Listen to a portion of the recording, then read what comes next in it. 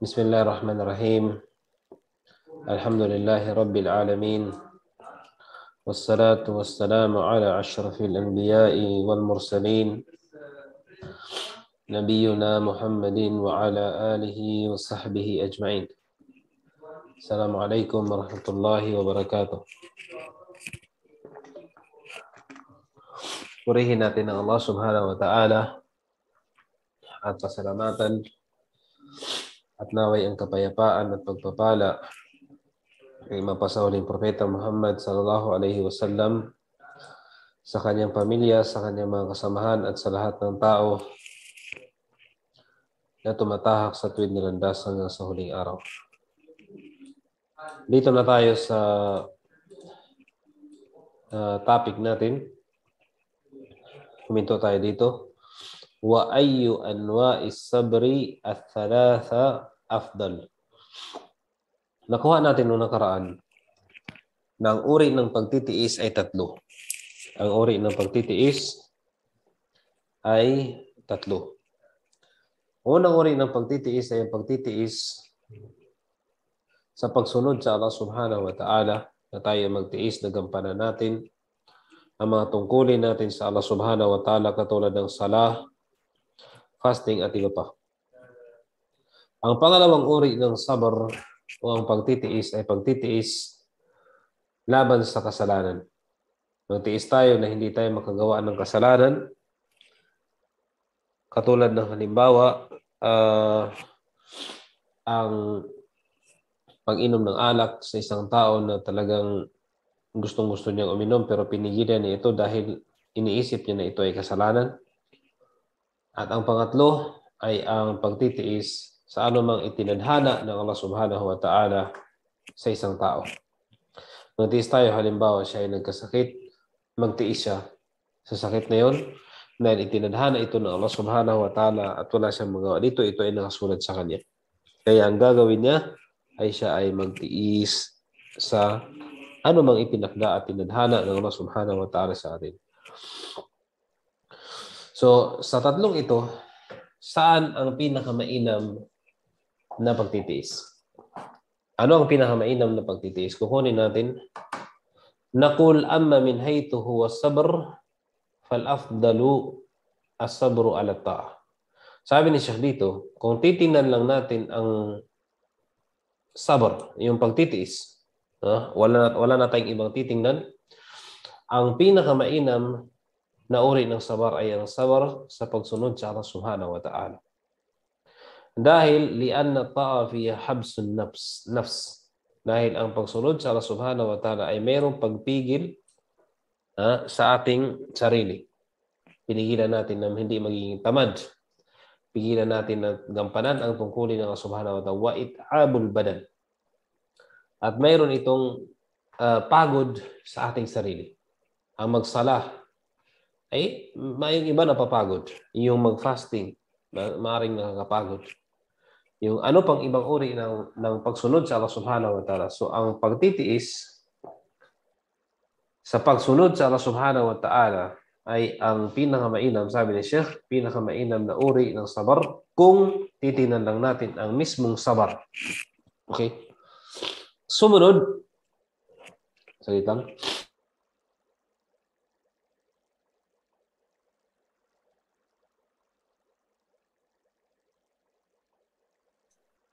sumunod,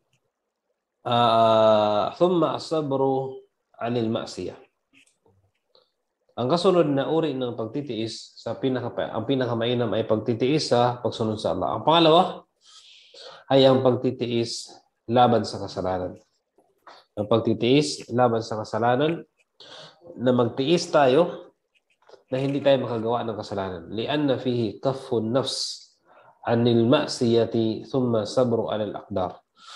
So dahil ang pagpigil o ang pagtitiis sa pagsunod sa paggawa ng kasalanan ay mayroon itong pagpigil sa sarili na hindi ka makagawa ng kasalanan, at ikaw ay magtiis kahit pa ito ay kaya mo.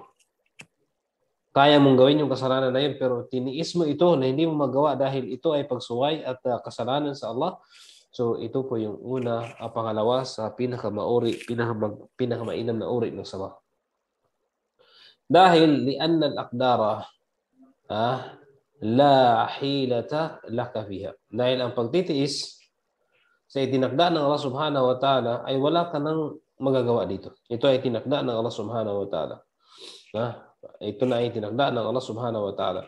So kaya ang unang uri, ang pinakamainam na uri ang pagtiis sa pagsunod sa Allah na igagawin mo ito at mayroon itong pagod. Ang kasunod ay ang pagtiis laban sa ipinagbabawal ng Allah dahil ito ay mayroong pagpigil sa gagawin mong kasalanan kahit pa ito ay kaya mo. Ang pangatlo ay ang pagtitiis sa itinadhana dahil wala ka na magawa dito. Ito ay itinadhana sa iyo ng Allah Subhanahu wa Ta'ala. Wala kang ibang choice kung hindi ang magtiis. فإما أن تصبر الصبر الكرام وإما أن تسلو سلو البهائم وتنسى المصيبة هذا من حيث الصبر. So ito po ang uri ng sabar. Kung titingnan lamang natin ang sabar. So ano yung una? Pinakamabuti ay ang pagtitiis sa pagsunod sa Allah. Ang kasunod ay ang pagtitiis laban sa mga ipinagbabawal ng Allah. Ang pangatlo ay ang pagtitiis sa itinadhana ng Allah Subhanahu wa Ta'ala. Ngayon, kung titingnan naman natin ang sabir, ano yung sabir? Yung tao na nagtiis. Sino sa mga tao ito ang pinakamainam? Amma min haythu sabir fa ahyanan takunu ma'na mu'anatu sabr anil ma'siyah ashad min mu'anati sabr anil ta'ah. Okay? Sa isang tao na nagtitiis, yung siya ang nasa sitwasyon na siya ay kailangan magtiis, minsan, sabi siya dito, ang pagtitiis ng isang tao sa kasalanan ay maaring mas matindi kaysa pagtitiis niya sa pagsunod sa Allah Subhanahu wa Ta'ala. Ano ibig sabihin nito? Paliwanag natin. Okay, ulitin ko. May mga tao na mas mahirap sa kanila ang magtiis na gumawa ng kasalanan kaysa magtiis sa pagsunod sa utos ng Allah Subhanahu wa Ta'ala. For example, bigyan natin ng halimbawa. Falaw anna rajulan huyyi'a lahu shurbal khamr mathalan. Mayroong isang tao ay pinaghandaan siya para uminom ng alak. Okay? Siya ay pinaghandaan at gusto ng mga kaibigan niya na painumin siya ng alak. Matalan, example lang ito. Bal wadu'iya ila dhalika wa huwa yastahi. At ikaw ay tinawag ng mga kaibigan mo at talagang gustong-gusto mo ang uminom ng alak. Kaya dito sa panahon na ito, mainam ang pagtitiis mo.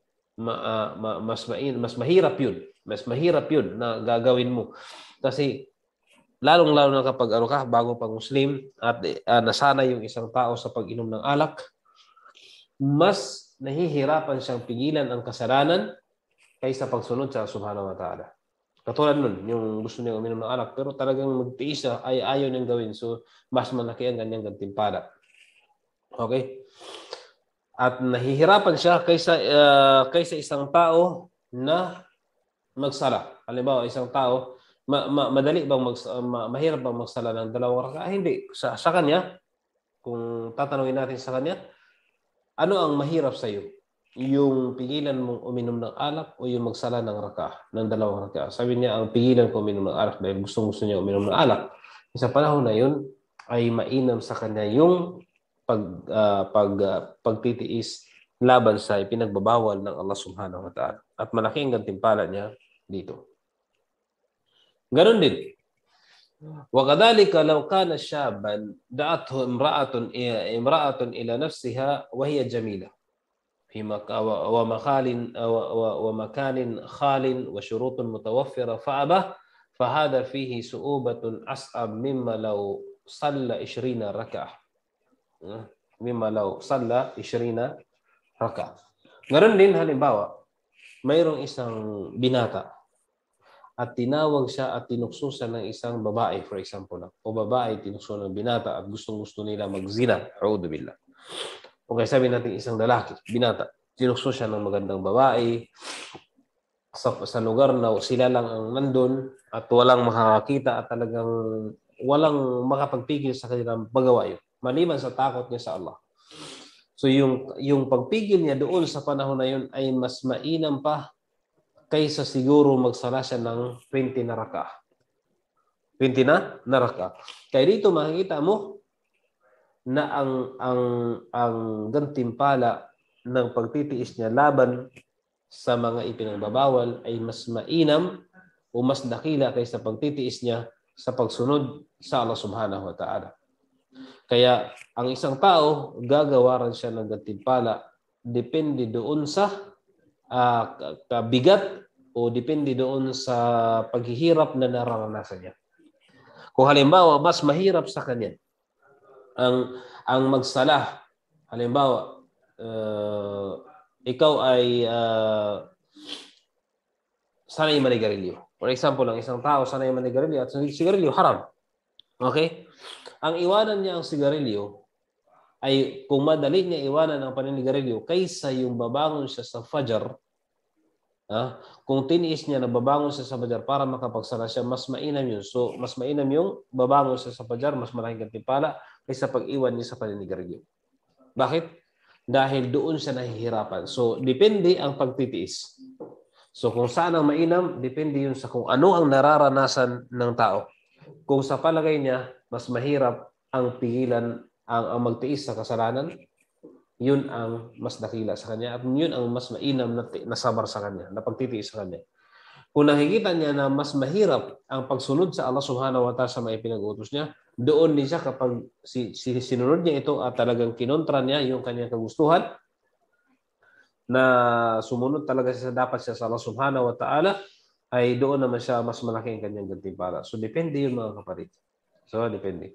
So, yun po ang halimbawa nun. So, pupunta tayo dito, wasabru diyaun. Dito na tayo sa wasabru diyaun. Sinabi ng Allah, nakuha natin ang uri ng sabar. Ang sabar ay 3 uri. Sabar sa pagtitiis sa utos ng Allah, pagtitiis laban sa mga ipinagbabawal ng Allah, at pagtitiis sa itinakda ng Allah. So, 3 yun. So, sabi ni Propeta Muhammad sallallahu alaihi wasallam, wasabru diyaun. Ang sabar ay liwanag daw. Ang ibig sabihin ng diya is nur, liwanag. At sinabi ni Propeta Muhammad sallallahu alaihi wasallam, was-salatu qala innaha nur.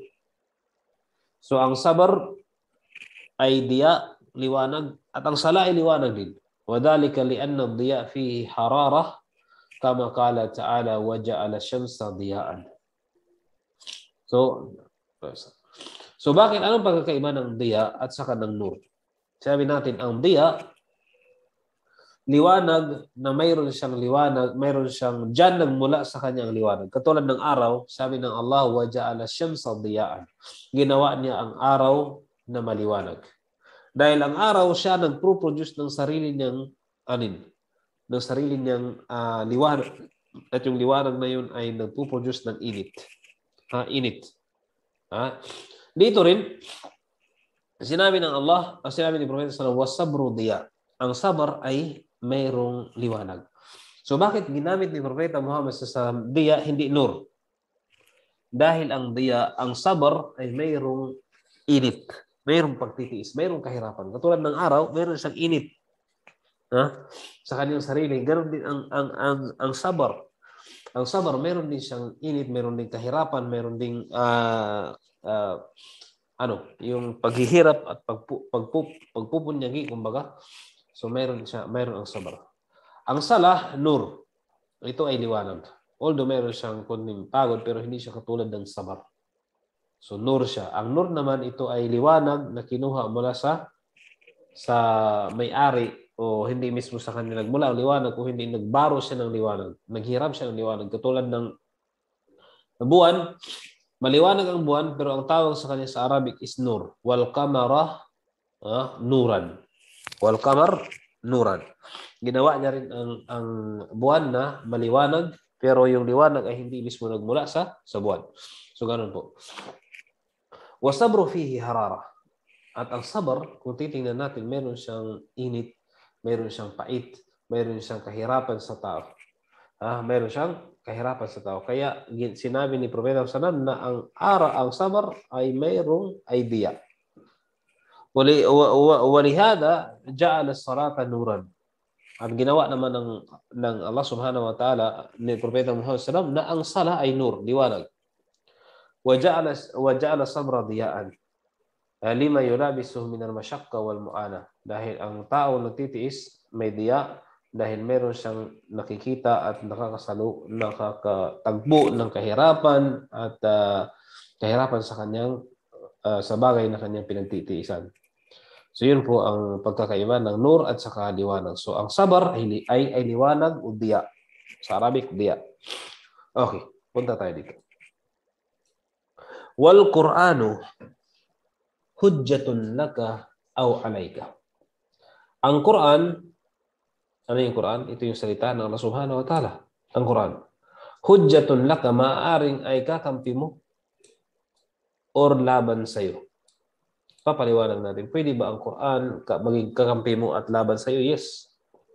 Papaliwanag muna natin ng Quran. Ano ibig sabihin ng Quran? Baka may magtanong sa inyo, ano ibig sabihin ng Quran? Tapos hindi natin masagot. So ang ibig sabihin ng Quran, sabihin natin ito ay purong salita ng Allah. Kalamullah. Azza wa Jal. Ito ay purong salita ng Allah. Ibig sabihin, walang nahalong salita dito ng tao. Walang nahalong salita dito ng tao. Puro ito salita ng Allah subhanahu wa ta'ala. Siya ang nagsabi nito. So, ito na ay salita. Ang Quran, ang ibig sabihin, purong salita ng Allah subhanahu wa ta'ala na kung saan ipinababa niya kay Jibril na si Jibril ay mapagkatiwalaan. At si Jibril ay malakas. Okay? Si Jibril ay mapagkatiwalaan at si Jibril ay malakas. Si Anghel Gabriel ay malakas at mapagkatiwalaan. Siya ang nagdala ng salitang ito saan? Sa Propeta Muhammad sallallahu alaihi wasallam. So, salita ng Allah, kinuha ni Jibril, binagi ng Allah sa kanya at ibinaba niya ito ala qalbi nabi sallallahu alaihi wasallam min indillahi ta'ala. Na ibinaba niya ito sa puso ni Propeta Muhammad sallallahu alaihi wasallam o sa Propeta Muhammad sallallahu alaihi wasallam na itong salita na ito ay nagmula sa Allah. Okay? Halimbawa, mayroong salita ng Allah na ibinaba niya kay Propeta Jesus. Ang tawag diyan ay Quran? Hindi. Hindi. Dahil ang Quran ay ibinaba niya kay Propeta Muhammad. So ano yung salita ng Allah na ibinaba niya kay Propeta Jesus? Hindi Biblia. Hindi yung Biblia. Kung hindi ay yung Injil. Ang ibig sabihin ng Injil ay yung Ebanghelyo ni Jesus. Ebanghelyo ni Jesus. Yan ang ano.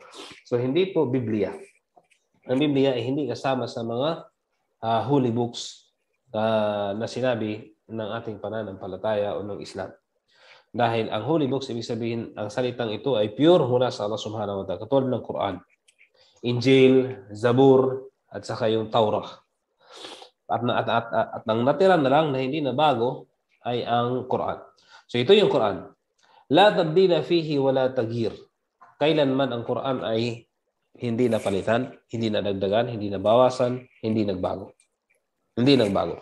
Walihada wasafa Allah Ta'ala Jibril alayhi huwa Rasulullah ila Muhammadin bi annahu qawiyyun amin. So si Jibril, kaya dinescribe ng Allah Subhanahu wa Ta'ala si Jibril na isang sugo ng Allah mula sa kanya patungo sa Propeta Muhammad sallallahu alaihi wasallam. Paano niya i-describe ito na siya ay kawi? Malakas at siya ay mapagkatiwalaan. Siya ay malakas at siya ay mapagkatiwalaan. Ganun po ang inuutusan ng Allah subhanahu wa ta'ala. Si Anghel Gabriel. Si Anghel Gabriel, ang katangian niya isang malakas at isang mapagkatiwalaan. Dahil bakit mapagkatiwalaan? Dahil ang ibibigay ng Allah sa kanya ay isang revelasyon, salita mula sa kanya na hindi pwedeng mabago. At binanggit ito ng Allah subhanahu wa ta'ala sa loob ng Quran. Sinabi niya, innahu laqawlu rasulin karim. Tunay na ito ay innahu laqawlu rasulin karim di quwwatin inda dil arshi makin inda dil arshi makin muta'in thumma amin. So siya ay galing ipinadala niya ang salita niya sa isang mapagkatiwalaang sugo at ito ay si Anghel Gabriel, sugo niya patungo sa Propeta Muhammad na siya ay malakas inda dil arshi makin sa arshi ng Allah subhanahu wa ta'ala, muta'in, siya ay sumusunod at siya ay mapagkatiwalaan.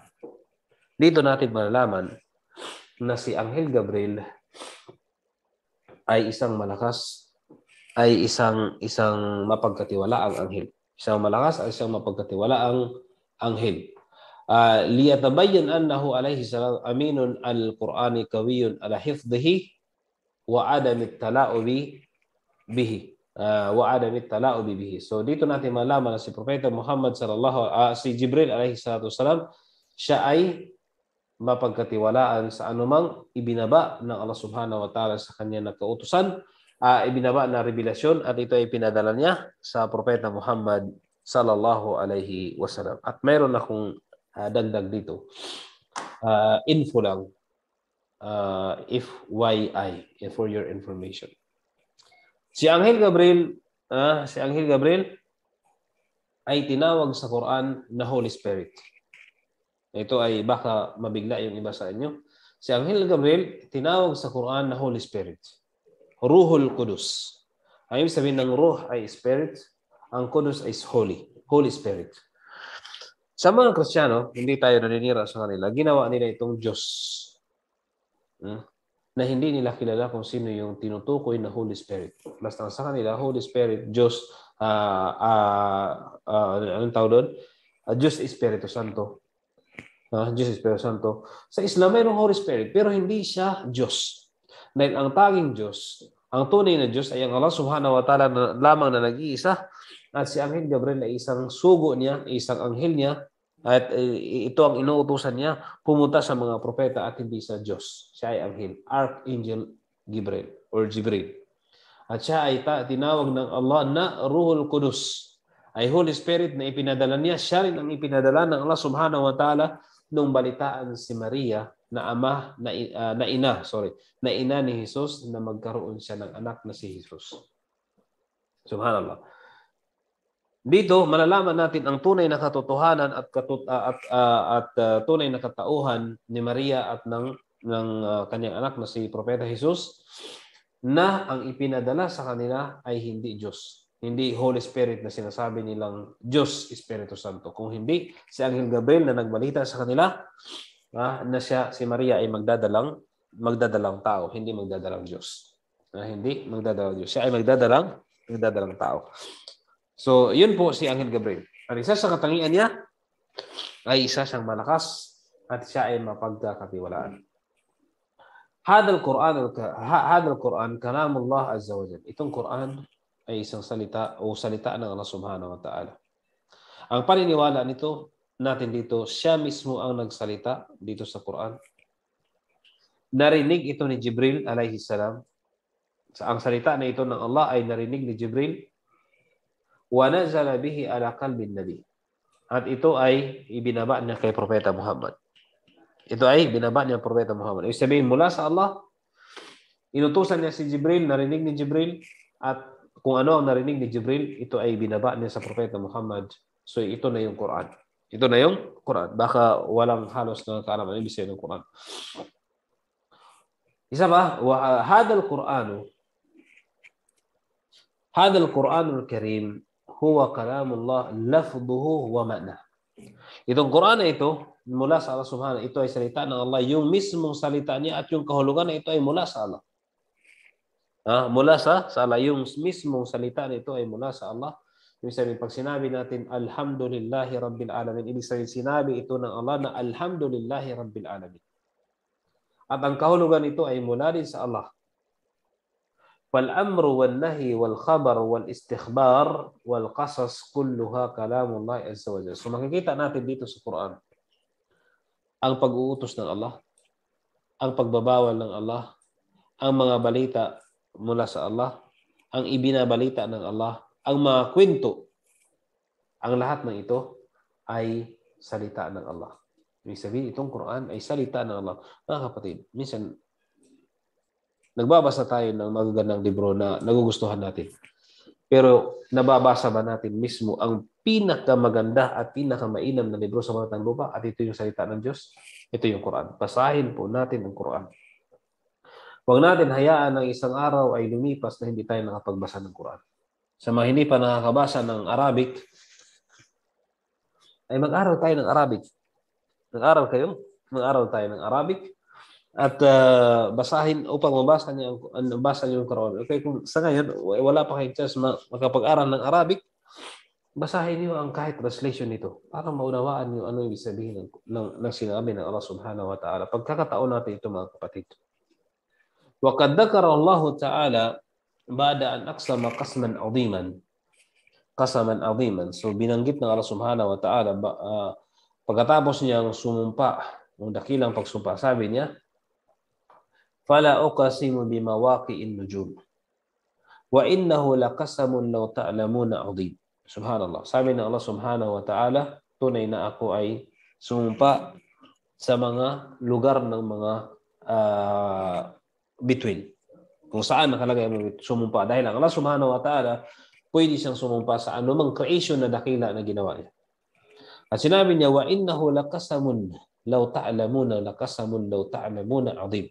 At tunay na ito ay panunumpa, dakilang panunumpa kung ito ay inyo nalalaman. Okay, innahu laqasamun law ta'lamuna 'azim. Tapos sinabi niya, law ta'lamuna bima'na i'lamu kama aqulu laka inna hadha law tadri shay kabir. Tapos sinabi ng Allah, pagkatapos ng panunumpa, sinabi niya, innahu laqur'anun karim. Nanumpa siya at sinabi niya, tunay na ito ay ang Quran, ang Karim. Ibig sabihin ng Karim, ang pinakamapagbigay. Ang pinakamapagbigay. Dahil binibigyan tayo dito ng mga info, binibigyan tayo dito ng mga batas, ng katuruan, ng ating gawain. Karim ang Quran. So ito yung literal na kahulugan ng Karim, mapagbigay. Pero marami ang nilalaman nito o ang kahulugan nito. At sinabi pa ng Allah Subhanahu wa Ta'ala, fi kitabin maknun. Ang Quran ay ipinadala niya at binigay niya at binaba niya doon sa kitabun maknun. So, ang Quran, bago ito ibinaba ng Allah Subhanahu wa Ta'ala sa Propeta Muhammad sallallahu alaihi wasallam, ito na ay nasa Lawhil Mahfud. Ang kitabul maknun, Lawhil Mahfud, sabihin doon sa lugar na naka-preserve ang sa kalangitan. Ito ay nasa kalangitan. At walang pwedeng mag-touch nito. Walang pwedeng nito maliban sa la yamassuhu illa al-mutahharun. So hindi natin pwedeng hawakan ang Quran na hindi tayo nakapagwudu, na hindi tayo malinis. Kaya dapat ating hawakan ang Quran na dapat tayo ay malinis. At sa iba pang paliwanag ng mga scholars, ang sabi na dito, la yamassuhu illa al-mutahharun, na ang Quran ay hindi nahahawakan maliban ng mga anghel. Hindi nahahawakan maliban ng mga anghel doon sa kalangitan. Tapos dito sa mundo, hindi ito pwedeng hawakan ng maliban sa mga taong malilinis o nakapagwudu sila. Nakapagwudu. Wa qawluhu fi kitabin maknun, hal ma'nahu an al-Quran kulluhu kutiba fi lawhil mahfud aw an al-maktub fi lawhil mahfud, dzakara Allah ta'ala annahu sayanzil sayfun kada. Ito ay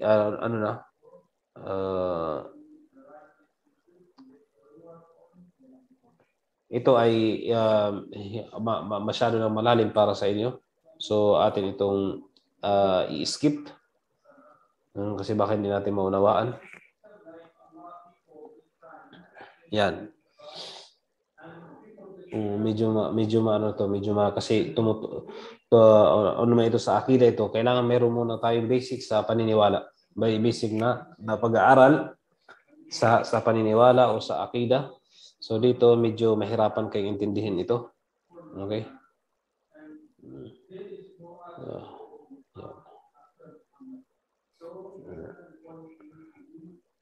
Okay, dito tayo pupunta. Saglit lang ha.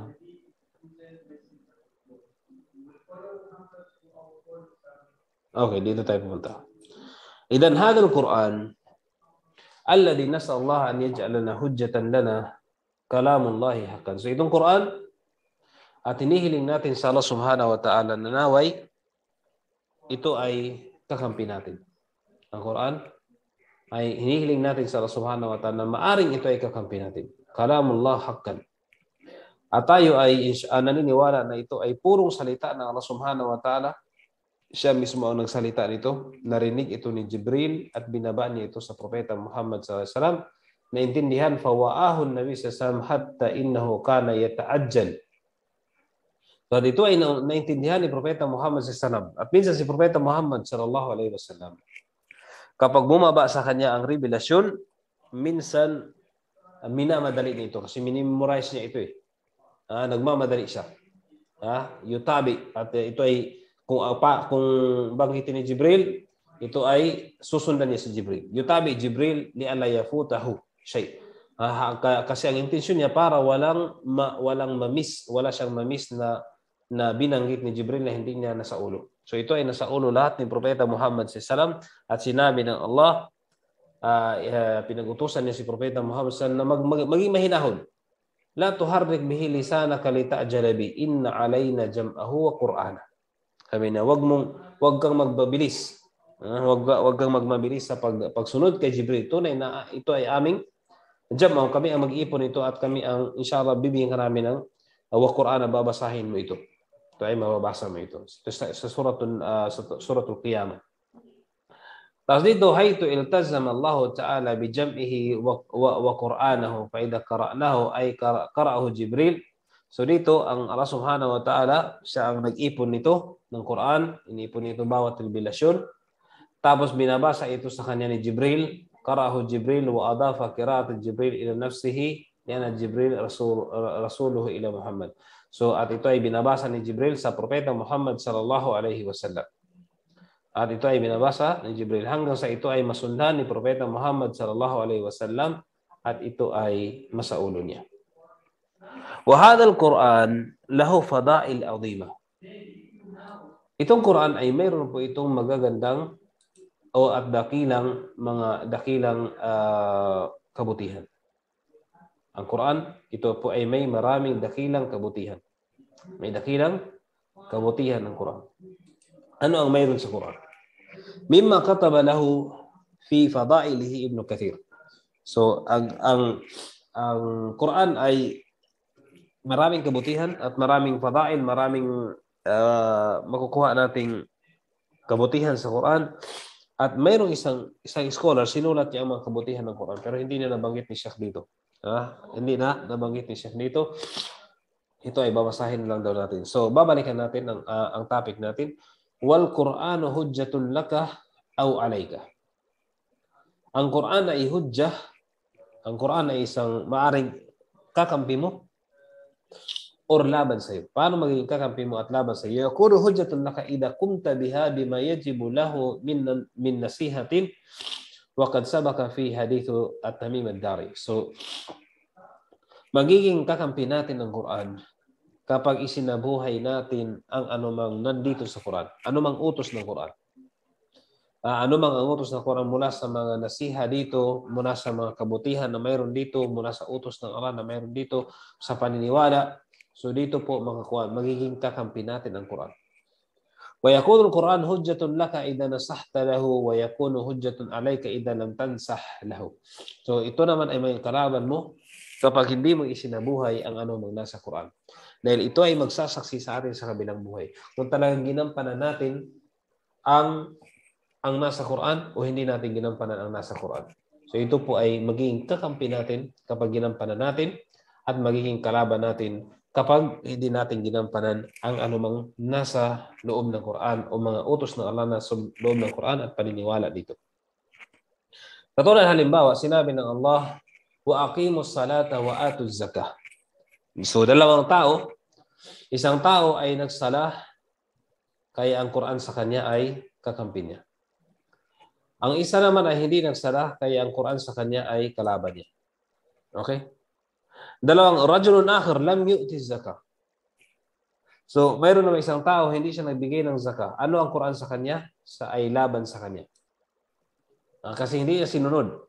Pero yung isang tao naman nagbigay ng zakah, ang Quran sa kanya ay kakampi niya. Ganon lang po yung mga kapatid sa pananampalataya. Wa bihadhihi almunasaba uwaddu an udhakkira nafsi wa iyyakum bi mas'alatin muhimma wa hiya. So dito naman sinabi ni Sheikh dito, kukunin natin, sabi niya, dahil na napapanahon, sabi niya, kukunin natin ang isang mas'ala. Isang topic natin dito. Sabi niya, kulluna yatawadda ida arada as-salah. So lahat tayo naman, kapag nagsasala tayo, ay nagwuwudu muna tayo, di ba? Kapag nagsala tayo, nagwuwudu muna tayo. Lakin akthar al-ahyan yuridu al-insan an yakuma bi shart al-ibada faqat. So karamihan sa atin, ang ating pagwuwudu ay ginagawa lamang natin ito dahil ito ay kondisyon ng sala. At ito ay walang problema, di ba? Halimbawa, nagwudu tayo kasi alam natin na ang wudu ay kondisyon ng sala at hindi matanggap ang ating sala kapag hindi tayo nagwudu. Yun ang lagi nating nagagawa. So, nagwudu tayo dahil kondisyon ito ng sala at hindi matanggap ang ating sala kapag hindi tayo nagwudu. Wa yahsul bihi al-maqsud. At ito ay nakuha natin. So, walang problema yun. Wa hada la ba'sa bihi. Walakin hunaka shay'un a'la wa atam. Pero mayroon pa daw dito, sabi ni Syekh dito, mas mainam na kapag nagwudu tayo, anong gagawin natin? Ito ay para sa atin lahat. Kailangan gagawin natin ito. Una-una. Idza aradta an tatawadda istash'ir annaka mumaththilun li amrillah. Ito ang pinakamainam mga kapatid. So hindi lang basta ang intention mo dahil ito ay kondisyon ng sala. Kung hindi nagwuwudu ka at ito ay ipasok mo sa puso mo na bakit ka nagwudu? Dahil sinunod mo ang utos ng Allah. Ano yung utos ng Allah sa Quran? Sabi ng Allah, Ya ayyuhalladhina amanu idza qumtum ila as-salati faghsilu wujuhakum wa aydiyakum ila al-marafiqi wamsahu bi ru'usikum wa arjulakum ila al-ka'bayn.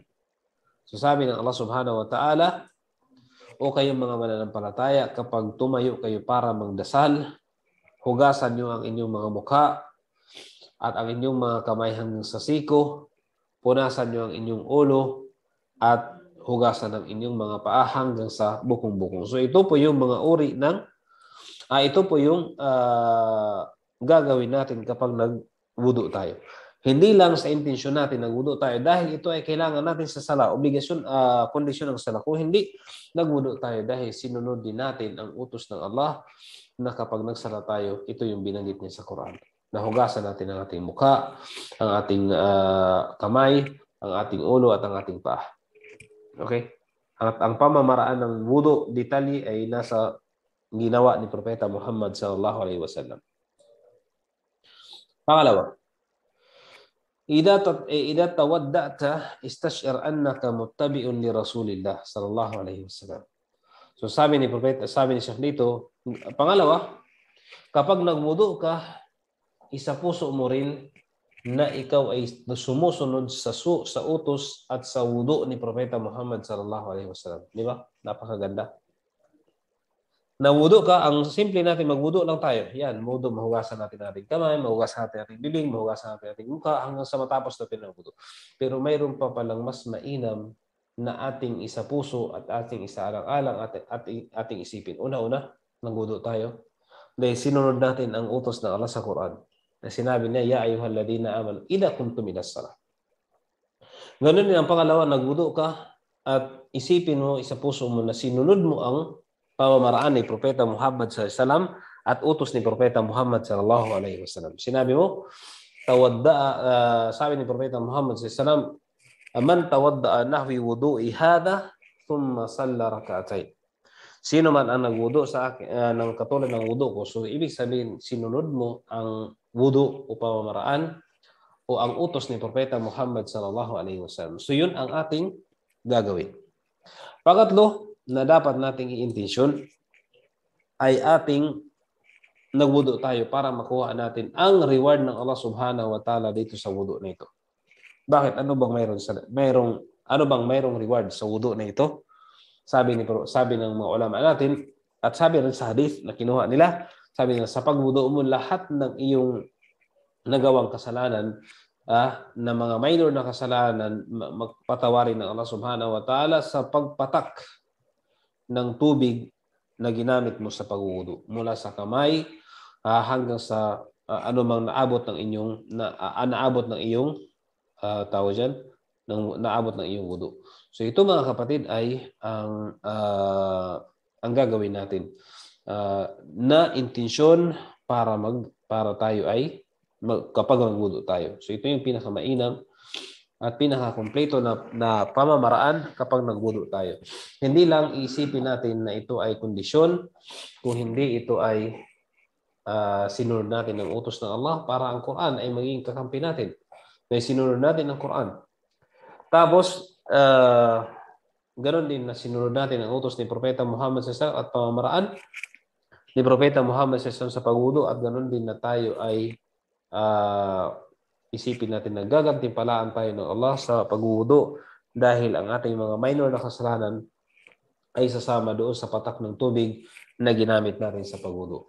So yun po mga kapatid sa pananampalatayang Islam. So alhamdulillah, barakallahu fikum sa oras na ito. Medyo sinisipon lang ako, pasensya na kayo. So dito ay natapos. Inshallah, pagpatuloy natin ito next week. Dito tayo mag-umpisa. Inshallah. Okay, sino may tanong? Barakallahu fikum.